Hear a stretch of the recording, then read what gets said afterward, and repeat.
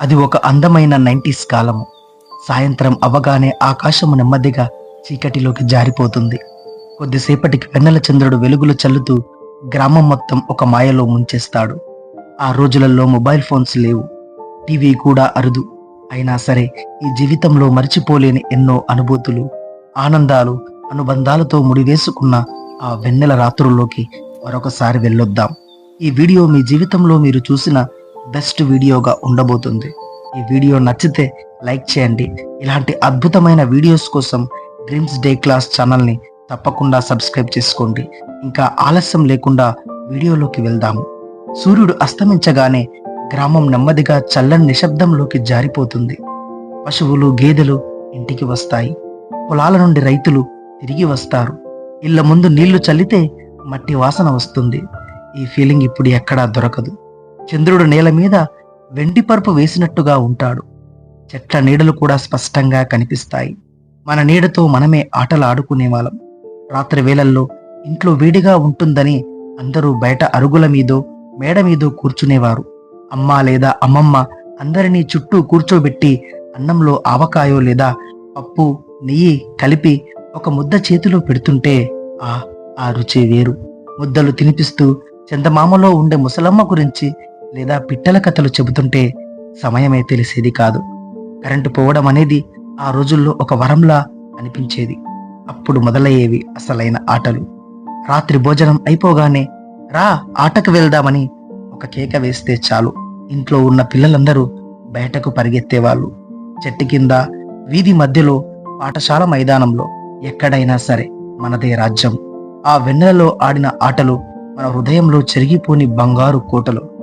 ఒక్కోసారి ఆ ఆటల మధ్యలోకి మనం కూడా వెళ్ళి చూద్దాం పదండి. 10 నుంచి 20 మంది పిల్లలు, చిన్నవాళ్ళు పెద్దవాళ్ళు కలిసి ఎలాంటి గ్రూపులు లేకుండా అందరూ ఆడేవాళ్ళు. పల్లెటూర్లలో ఇంటి చుట్టూ చెట్లు, గడ్డివాములు, అరుగులు ఎక్కువగా ఉండేవి. వెన్నెల వెలుతురుల్లో నీడలు పడుతుంటే ఎక్కడ మనిషి ఉన్నాడో, ఎక్కడ నీడ ఉందో కనిపెట్టడం ఒక పెద్ద సవాలు. ఒకరు కళ్ళు మూసుకుని లెక్క పెడుతుంటే మిగిలిన వారంతా పెరట్లోకి వెళ్ళి ఆ కరివేపాకు చెట్టు వెనక లేదా పెద్ద గంప కిందో దాక్కునేవారు. ఎవరైనా దొరికిపోతే వచ్చే ఆ అరుపులు, గోల ఆ ప్రశాంతమైన రాత్రిని సందడిగా మార్చేసేవారు. ఎవరైనా పడిపోతే మిగతా వాళ్ళు పరిగెత్తుకు వచ్చి లేపేవాళ్ళు. ఎందుకంటే అప్పట్లో ఫ్రెండ్స్ అంటే నిజమైన బంధం. మరి అంతేకాకుండా నక్షత్రాల మధ్య పోటీ.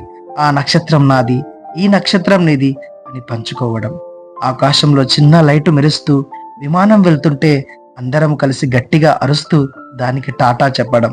అది ఎక్కడికి వెళుతుందా అని ఒక పెద్ద చర్చ. అంతేకాకుండా రాత్రిపూట సందేశాలు, శుభాకాంక్షలు వింటూ మన ఊరి పేరు ఎవరైనా చెబుతారేమో అని ఆశగా ఆ రేడియో వైపు ఎదురు చూడటం. గోడ మీద వెన్నెల పడుతున్నప్పుడు లేదా చిన్న లాంతారు వెలుగు ఉన్నప్పుడు చేతులతో రకరకాల ఆకారాలు చేయడం ఒక కళ. చేతులతో పక్షి ఎగురుతున్నట్టు, కుక్క మొరుగుతున్నట్టు, జింక పరిగెడుతున్నట్లు చూపిస్తూ ఒకరినొకరు భయపెట్టుకోవడం లేదా నవ్వించుకోవడం. అరుగుల మీద అందరూ వలయాకారంలో కూర్చొని ఆడే చిన్న చిన్న ఆటలు, అంత్యాక్షరి, సినిమా పాటల పోటీలు. అప్పట్లో చిరంజీవి, బాలకృష్ణ పాటల కోసం పెద్ద యుద్ధాలే జరిగేవి.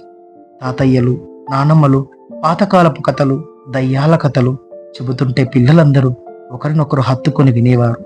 ఆ రాత్రి సమయంలో కొద్దిసేపు కరెంటు వస్తే మా ఊర్లో బాగా డబ్బున్న వాళ్ళ ఇంట్లో మాత్రమే టీవీ ఉండేది. అందులో వచ్చే సినిమాలు, కార్టూన్ల కోసం కిటికీ దగ్గర నిలబడి చూసేవాళ్ళము. మా మీద కోపంతో కిటికీలు మూస్తే ఆ కిటికీ మధ్యలో ఉన్న చిన్న సందులో నుంచి చూసి ఆనందపడేవాళ్ళము. కొన్నిసార్లు మా మీద కోపంతో కారం పొడి నీళ్లు చల్లేవాళ్ళు. ఆ మంట తట్టుకోలేక చాలా ఏడుపు వచ్చేది. ఇంట్లో చెప్తే అమ్మ కొడుతుందని అమ్మకు చెప్పేవాళ్ళము కాదు. అంతేకాదు, వేసవిలో ఊర్లో వేసే నాటకాలు చూడాలని, అందరికంటే ముందు కూర్చోవాలని సాపలెత్తుకుని వెళ్ళి ముందు వరుసలో కూర్చునే వాళ్ళము. కుటుంబంతో కలిసి అందరూ నాటకాన్ని చూసేవారు. పిల్లలు చూస్తూ చూస్తూ అలాగే పడుకునేవారు.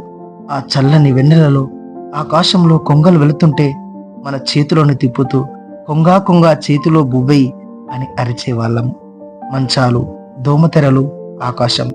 పల్లెటూర్లలో రాత్రిపూట మేడపైన లేదా ఇంటి ముందు ఖాళీ స్థలంలోనో నులక మంచాలు వేసుకొని పడుకోవడం ఒక ఆచారం.